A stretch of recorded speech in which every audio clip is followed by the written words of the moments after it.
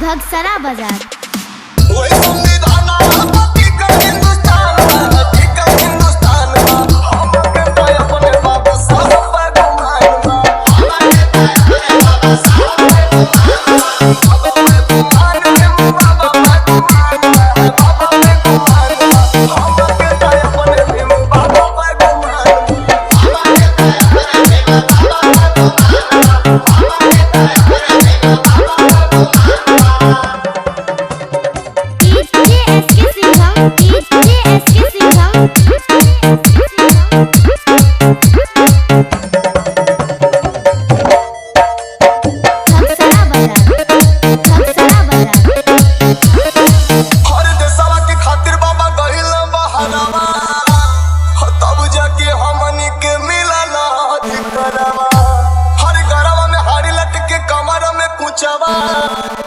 हम बढ़ाए बाबा भैले सिर ऊंचवा छोटवा आज सबे कभी समान कभी समान हम के तो अपने भीम बाबा पे गुमान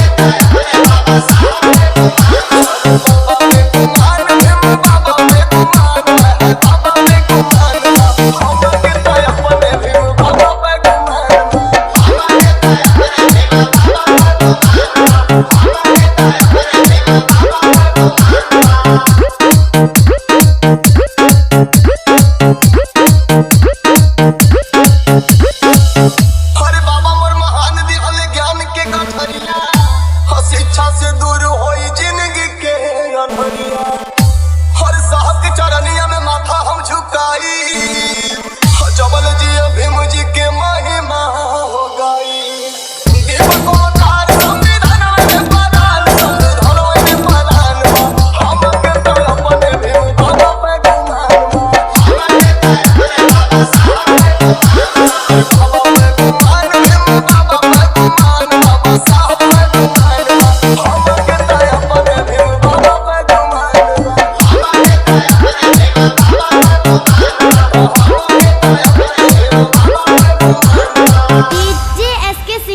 घगसरा बाजार।